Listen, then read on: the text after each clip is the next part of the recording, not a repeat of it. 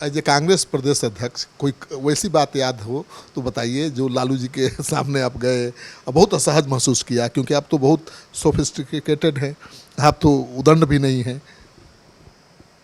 ये अब छोड़िए, क्या सब बहुत बात है। बेइज्जत करने के मास्टर हैं, इतना ही कह देते हैं। लालू जी किसी को भी बेइज्जत करने के मास्टर हैं, उनको डिलीट प्राप्त है इसमें। लेकिन कांग्रेस को जो कांग्रेस होना चाहिए वो कांग्रेस लालू यादव के साथ नहीं बन सकता है। ये मैं इसकी भविष्यवाणी करता हूँ। जब तक कांग्रेस लालू यादव के साथ रहेगा, कांग्रेस पार्टी जो चाहती है हाईकमान और कांग्रेस के लोग जो चाहते हैं कि कांग्रेस एक मजबूत स्तंभ की तरह प्रदेश में बन जाए, वो नहीं बन सकता। नमस्कार, सिटी पोस्ट लाइव में आपका स्वागत है। मैं हूं श्रीकांत प्रत्युष। मेरे साथ हैं बिहार के जाने माने नेता अशोक चौधरी जी। मंत्री भी हैं, बिहार के एक बड़े दलित नेता के रूप में इनकी पहचान भी है और जेडीयू में काफ़ी अहमियत रखते हैं।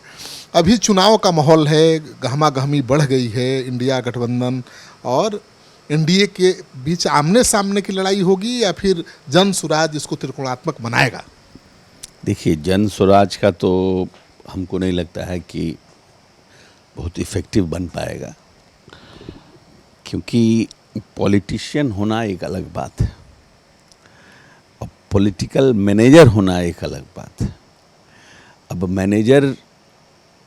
पॉलिटिकल मैनेजर पॉलिटिशियन हो जाए, बिजनेसमैन पॉलिटिशियन हो जाए और पैसे के बल पर अगर राजनीति होता तो टाटा बिरला तो लोकसभा भी नहीं हारते।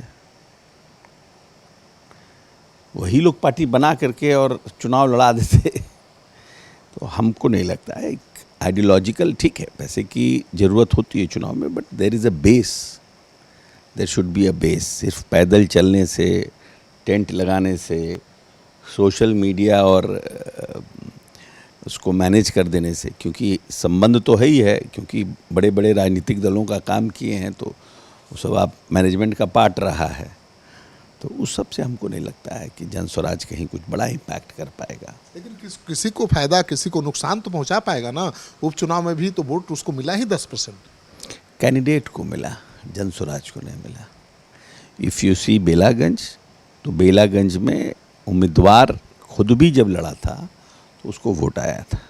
तो कैंडिडेट भी वोट काटेगा ना भाई, नुकसान तो पहुंचाएगा किसी को फायदा। नहीं, अब है कि उसको बेलागंज में फायदा हुआ ना जन स्वराज के लड़ने का। देखिए, जन स्वराज अगर नहीं लड़ता तो हो सकता है हमारा मार्जिन बढ़ जाता, मार्जिन मेरा बढ़ जाता। आप तो उस तरह से देखिए ना, हम आज जितने वोट से जीते उससे ज़्यादा वोट से जीते।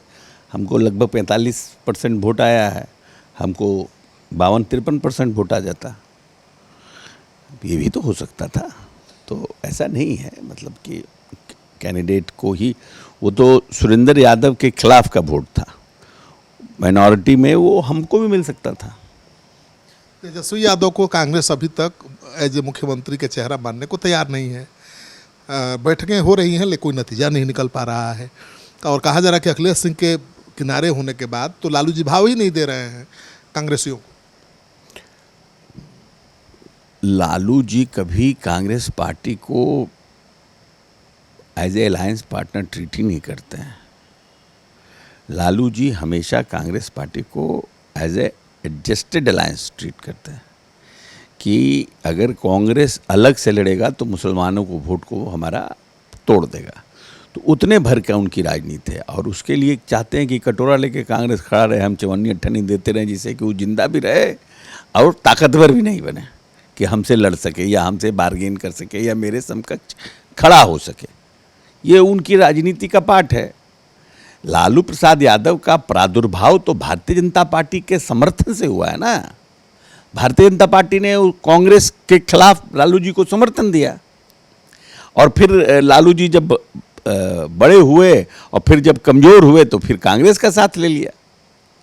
तो ये तो कांग्रेस का कोई बहुत, जैसे नीतीश जी, हम तो खुद अपनी बात आपको कह रहे हैं। जब 15 में हम गठबंधन में थे, महागठबंधन के एक पार्ट थे, तो लालू जी ने हमको सीट लेने के लिए कितना परेशान किया, फ़ोन करके, यहाँ तक कि हमको बहुत बुरा भला कहा। कि हम बोले कि भाई हम तो यहाँ पर प्रदेश के अध्यक्ष हैं, मैनेजर हैं पार्टी के, मालिक से बात कर लीजिए, मालिक जितना में एडजस्ट हो जाए, हमको क्या है।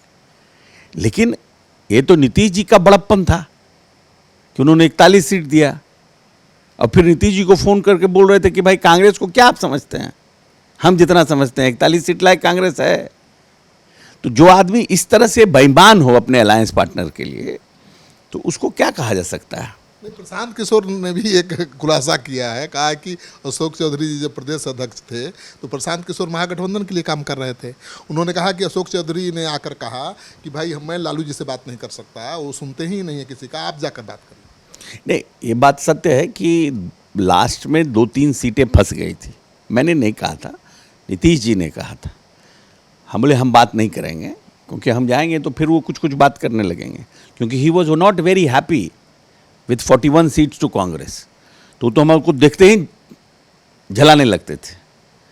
और 2-3 ऐसी सीटें थी जिस सीटों को लेकर के लास्ट का पेच फंसा हुआ था कि वो 3 सीट के लिए 41 सीट मिलने के बाद वो कौन सी सीटें 41 में होंगी उसके लिए। तो नीतीश जी ने कहा कि अशोक जी को लेकर के जाइए, बात करिए। ये बात सत्य है कि उस समय प्रशांत जी हमारे साथ गए थे, और क्योंकि नीतीश जी भी नहीं बात करते थे इस सब चीज़ों पे, तो प्रशांत जी बात किए थे। कहीं इसमें दो मत। प्रशांत किशोर को भाव दिया लालू जी ने? नहीं, प्रशांत किशोर को, क्योंकि प्रशांत किशोर उस समय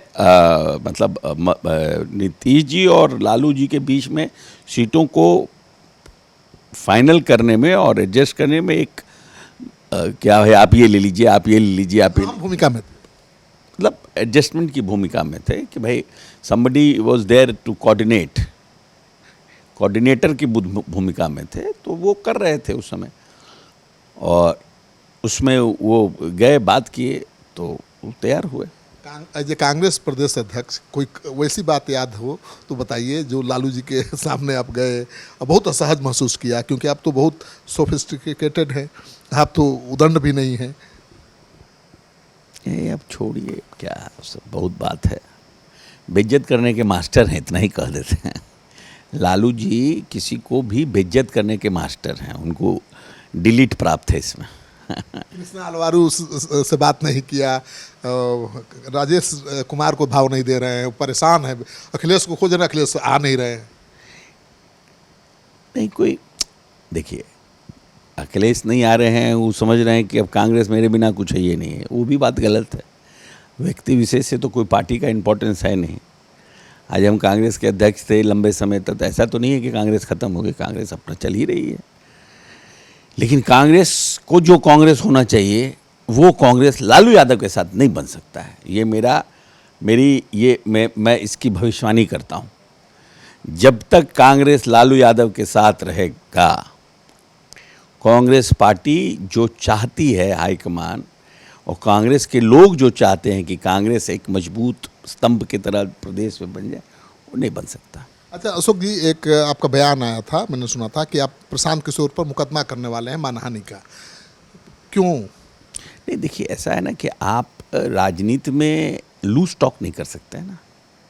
यू कांट से समथिंग, जैसे हम कोई ऐसा लूज टॉक नहीं कर सकते हैं ना, हे वाया नहीं ना बोल सकते हैं प्रेस में, मीडिया में। तो आप करिएगा तो या तो आप सॉरी बोलिए, नहीं सॉरी बोलिएगा तो लड़ेंगे। कोई हम कमज़ोर आदमी तो है नहीं। केस किया आपने? हाँ, हमने लीगल नोटिस दिया है, केस हो रहा है, वक़्तनामा साइन कर दिए, करेंगे केस। मतलब कोर्ट का चक्कर लगवाएंगे? हाँ, नहीं, अब कोर्ट हम अपनी, अब भाई हम लोग तो जिस समाज से आते हैं और जिस उससे आते हैं वो डिफरेंट है ना। बोले आप जिस समाज? हाँ, हम लोग तो उस समाज से आते नहीं ना। हम लोग तो बड़ा शालीन लोग हैं, लड़ाई झगड़ा ये सब तो हम लोग पसंद नहीं करते हैं। और अपनी राजनीति, अपने तरीके से राजनीति, अपनी बात को कहने का तरीका, वो सब हम लोगों का डिफरेंट है। बट अब कोई आदमी लेट डाउन करेगा, बिलो द बेल्ट हिट करेगा, तो आदमी क्या करेगा? हम तो जाके उनसे कह नहीं सकते, कन्फ्रंटेट तो कर नहीं सकते हैं। तो हम तो अपना जो लीगल है वही ना, कानून से जो हमें सहायता मिल सकती है उसके लिए जाएंगे और उसका प्रयास करेंगे। उनके किस आरोप से आप इतना आहत हो गए कि मुकदमा करना पड़ा? अब है क्या कि लूज टॉक कर रहे हैं ना, ही इज टॉकिंग नॉनसेंस। और हमको लगता है कि अब इन्होंने तो अपनी ज़िंदगी की शुरुआत की थी अमेठी के अस्पताल से, अपने जीवन की शुरुआत उन्होंने नौकरी की थी अमेठी के अस्पताल में, हॉस्पिटल मैनेजमेंट का काम देख रहे थे। महादेव की कृपा हुई, इतने बड़े हो गए। मगर आप इतने बड़े हो गए तब आप समझ रहे हैं कि अब हम ट्रंप का भी पॉलिटिकल क्या नाम मैनेजमेंट कर देंगे और पुतिन का भी कर देंगे और चाइना इंटरनेशनल डिप्लोमेसी का भी हम रिजॉल्व करने लगेंगे। तो ये संभव नहीं ना है। और आप क्योंकि आपके पास अब धन हो गया है, आपके पास लोग हो गए हैं, आपके पास 10-20 एम्प्लॉय हो तो आप किसी को बेइज्जत कर दिएगा। एरोगेंस में पॉलिटिक्स नहीं होती है। पॉलिटिक्स प्यार का चीज़ है, आइडियोलॉजी का चीज़ है। तो आप अगर एरोगेंस में कुछ बयान दीजिएगा, कुछ कहिएगा, तो इट इज़ नॉट दैट कि हम लोग तो ऐसा थोड़ी है कि हम तो करेंगे अपना जो हमारे पास राइट है उसका। हर नेता बिलो द बेल्ट हिट कर रहा है ना भाई। तेजस्वी यादव मुख्यमंत्री पर जिस तरह से हमला कर रहे हैं, प्रशांत किशोर कर रहे हैं, बिलो द बेल्ट ही है। बट बिलो द बेल्ट है, बट वो तो अब एक परसेप्शन क्रिएट करने की कोशिश कर रहा है। He is trying to create a perception. But ये तो एक हमारे पूरे राजनीतिक जीवन की जो हमारी पूंजी है उसी पर उन्होंने आघात कर दिया। तो वो तो हम नहीं भाई। अब अगर हमारी बेटी मेंबर ऑफ पार्लियामेंट हो गई है 26 साल की उम्र में, सबसे कम उम्र में, तो उससे आपको परेशानी हो रही है क्योंकि आप तो कुछ कर नहीं पाए हैं। तो उनको लगता है कि अशोक चौधरी जो मेरे पीछे महागठबंधन में था उसको वो बेटी को MP कैसे बना दिया। तो वो कुछ आरोप आप लगाइएगा तो ये सब थोड़ी हम बर्दाश्त करेंगे, ये सब थोड़ी हम बर्दाश्त करेंगे। आखिरी सवाल, आप प्रशांत किशोर के साथ काम कर चुके हैं, प्रशांत किशोर आपके साथ काम कर चुके हैं। प्रशांत किशोर कल्याण बिघा जा रहे हैं 11 तारीख को और वहाँ पर सरकार में व्याप्त भ्रष्टाचार का खुलासा करेंगे। पूछेंगे कि भाई क्या मोटेशन में आपको पैसा देना नहीं पड़ा, क्या आपको 2 लाख रुपया मिला, 54 लाख लोगों को जो पैसा 2 लाख देना था वो मिला। कई तरह के खुलासे करने वाले हैं। कैसा लग रहा है? देखिए, प्रशांत जी का एक कार्यक्रम हुआ था गांधी मैदान में, रैली, जिसमें कि उन्होंने घोषणा किया था कि 3 लाख लोग आएंगे। 5 लाख, चलिए 5 ही लाख मान लीजिए। और वो कार्यक्रम उनका बुरी तरह से फ्लॉप हो गया। 50,000 लोग भी नहीं आए। वो प्रोग्राम फ्लॉप कर गया। अब उसके बाद वो भड़क गए, लेकिन पॉलिटिशियन होता तो उस 50,000 को भी एड्रेस करता। अगर वो राजनेता होता और पॉलिटिकल ब्रेन होता तो वो 50,000 को भी एड्रेस करता। कहा था कि लाखों की भीड़, लाखों लाख की भीड़ नहीं भी कहता तो वो करता और मानता कि लगता है कि कहीं ना कहीं इस कार्यक्रम को करने में, ऑर्गेनाइज करने में हमसे चूक हुई, लेकिन भविष्य में इसका मैं ख्याल रखूँगा। और जो अपनी बात थी वो लोगों को बोलते। लेकिन जिस तरह से उन्होंने एक्ट किया तो he was acting like a dictator, not a politician. और उसके बाद वो तो कह रहे हैं कि सरकार ने रोक दिया उनके लोगों को पटना आने से। हाँ, DM ने रोका और सबको पर आरोप लगाए। तो सब जगह लोग ने दिखाया कि गाड़ी कैसी थी, लोग कैसे थे, कहाँ रोका गया, कौन रोड ब्लॉक हो गया। तो उसके बाद अब ये परसेप्शन क्रिएट करने के लिए प्रदेश में कि हम कल्याण बिघा जा रहे हैं, हम फलना जगह जा रहे हैं। भाई जाइए ना, जाने के लिए किसको मना है एक लोकतंत्र में। जहाँ जा सकते हैं आप जाइए, nobody is stopping you, go wherever you want to go. और ये तो फ्री फील्ड है ना, इसको तो आपको चुनाव में तो फ्री फील्ड है, जहाँ से गोल मारना मारिए। नीतीश कुमार जी के गांव है, वहाँ तो विरोध भी हो सकता है, हमले भी हो सकते हैं। नीतीश जी इस तरह की राजनीति है, वो नहीं करेंगे उनके समर्थक।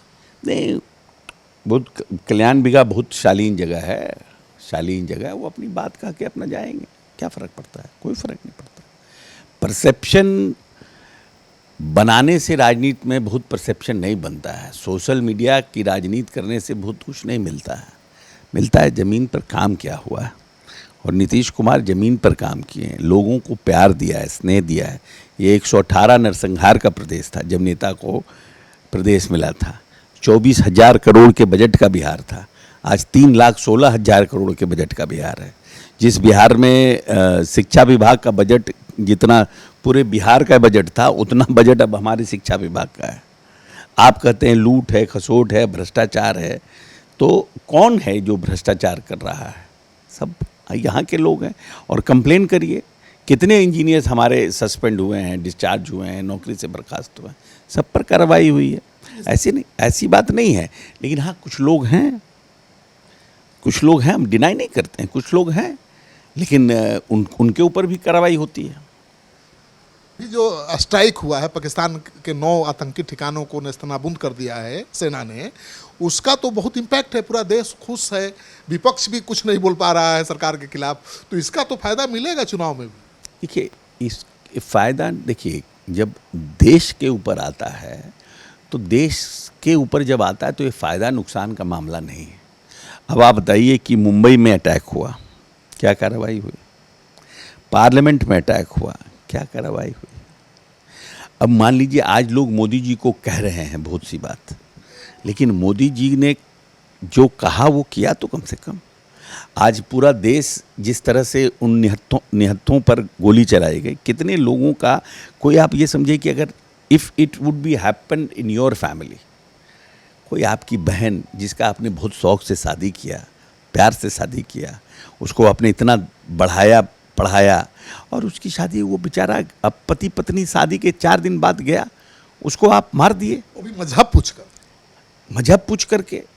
हम मजहब तो छोड़िए, मजहब तो इसलिए पूछता होगा कि वो लोकल जो हमारे कश्मीरी हैं उनको अपना साथ लेने के लिए, क्योंकि अब कश्मीरी भी साथ नहीं है ना आतंकवादियों के, क्योंकि अभी तक लगभग 1.25 करोड़ लोग जा चुके हैं कश्मीर 370 हटने के बाद, टूरिस्ट, और इस साल 25 लाख लोग गए हैं। हम समझते हैं कि गर्मी खत्म होते होते वो तो 1 करोड़ पार कर जाता है, तो कोई नहीं जाएगा। तो किसका इफेक्ट हुआ? वो कश्मीर के जो लोग हैं, जो गरीब लोग हैं, वो समझ रहे थे कि इससे हमारी आमदनी बढ़ रही है, नुकसान हो गया, उनका नुकसान हो गया। तो उस नुकसान को कंपेयर करने के लिए इस तरह की बात कर रहा है। जो हमारा विरोधी है, जो देश का विरोधी है, वो तो हिंदू मुसलमान सबका विरोधी, कहीं बम लगा दिया, ताज में किया, पार्लियामेंट में किया, तो उससे हिंदू मरेगा कि मुसलमान मरेगा, ये बाइफरकेट कैसे करिएगा? कैसे करिएगा? ये तो आतंकी तो इंसानियत के खिलाफ है ना। World wide terrorism is against the humanity. You want to proof yourself. कुछ आप धमाका कर दिए, कहीं कुछ कर दीजिए, ये सब चोर उचक्कों और जिसको बोलते हैं क्या नाम है, कमज़ोर लोगों का काम है। ये मजबूत लोगों का काम, मजबूत लोग तो सामने से लड़ता है। पाकिस्तान को हिम्मत है तो सामने से लड़े, तो ये आतंकवादी भेज भेज के लड़वाता है। तेजस्वी यादव का हिम्मत है तो नीतीश से विकास करके लड़े, नहीं विकास पर बहस करे ना। विकास, देखिए, बिहार की जनता जानती है कि ये जो विचारधारा, मानसिकता और कार्य करने की जो क्षमता थी, वो चरवाहा विद्यालय तक सीमित थी। नीतीश कुमार इस प्रदेश में IIT, BIT, NIT, medical college, engineering college, polytechnic के माध्यम से नौजवानों को शिक्षित कर रहे हैं। वहाँ भी उन्होंने रिजर्वेशन का फॉर्मूला लगाया है कि भाई सबको मिलना चाहिए। ऐसा नहीं हो कि वो जो पीछे पड़ा हुआ वो पीछे ही रह जाए। उनको भी, महिलाओं के लिए आरक्षण, महिलाओं को भी सीट आरक्षित की कि जो बड़ी आबादी, लगभग 7 करोड़ की आबादी है, उसमें जो नौजवान हमारी बच्चियां हैं, उनको भी पॉलिटेक्निक हो, उनको भी नौकरी का ऑप्शन मिले। वहाँ भी आरक्षण का प्रावधान किया है। उस जगहों पर भी पूरे देश में बिहार अकेला राज्य है जहाँ 10 रुपये में इंजीनियरिंग की पढ़ाई होती है, और वहाँ भी आरक्षण का फॉर्मूला लागू है।